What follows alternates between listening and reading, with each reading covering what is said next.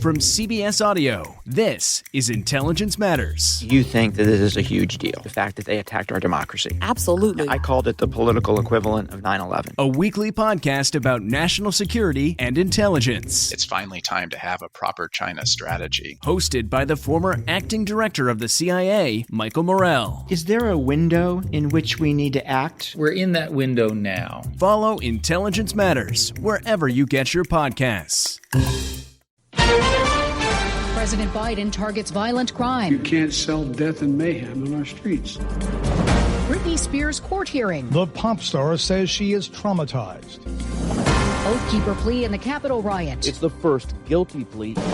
This is the CBS World News Roundup Late Edition. I'm Jennifer Kuiper in Chicago.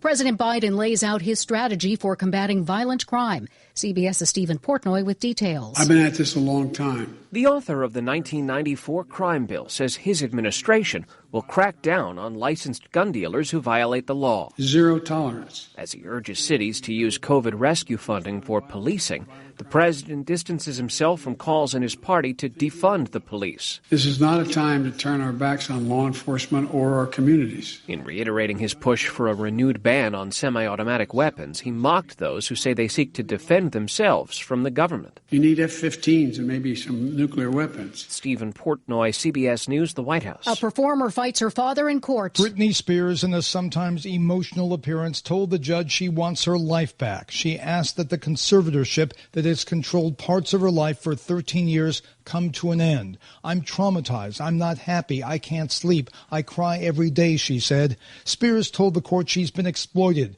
claiming she was forced to perform in Las Vegas. She was critical of her father and even her therapist. Spears addressed the court remotely through an audio link. She specifically asked that the hearing be open to the public. Steve Futterman, CBS News. A guilty plea by a member of an extremist group allegedly involved in the U.S. Capitol riot. CBS's Steve Dorsey. It's the first guilty plea in a sweeping conspiracy case against members of the extremist group the Oath Keepers.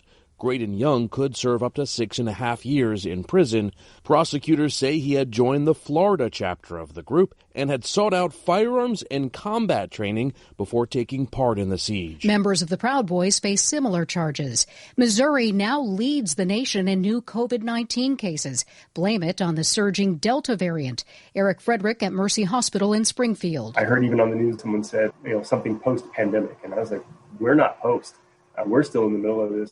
The Supreme Court rules in favor of a Pennsylvania high school student who was suspended from cheerleading over a Snapchat post made while off campus. Brandy Levy complained about not making the varsity team. Loyola Law professor Lori Levinson. It was vulgar. It was bad taste. It was frustrating.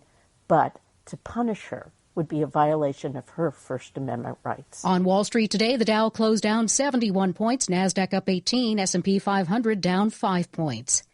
Virus software creator John McAfee is found dead in his cell in jail in Spain shortly after being cleared for extradition to the U.S. on tax-related charges. He recently testified via video link. If I am extradited, it is certain that I will spend the rest of my life in prison. WWJ's John Hewitt on a Michigan Senate GOP probe of last November's election. No evidence of widespread or systematic fraud. That was the conclusion of Michigan's Republican-led Senate Oversight Committee report, which effectively rejected the claims of former President Donald Trump and his supporters of fraud in Michigan's 2020 general election. Here's committee vice chair, Senator Jeff Irwin. When I saw the President of the United States lying about what happened here in Michigan, I was incensed back in November. The report saying there was good reason, quote unquote, to conclude some were intentionally defrauding the people of Michigan with claims of election impropriety. TV pastor Jim Bakker is in legal trouble again. This influenza that is now circling the globe, you're saying that silver solution would be effective. Jim Bakker and his Southwestern Missouri church will pay $156,000 to settle a lawsuit filed by the state. It accused the TV pastor of falsely claiming that a health supplement could cure coronavirus. The legal settlement includes refunds to people who paid for the product known as Silver Solution. That's CBS's Jim Krasula reporting. A very excited India Walton after learning she defeated the 4-term mayor of Buffalo, New York in the Democratic primary. Mommy! I won! Mommy, I'm the mayor of Buffalo. Well, not in January, but yeah! That from BuffaloNews.com. The socialist Walton defeated Mayor Byron Brown. With no Republican in the race, she's almost certain to become Buffalo's first female mayor in November.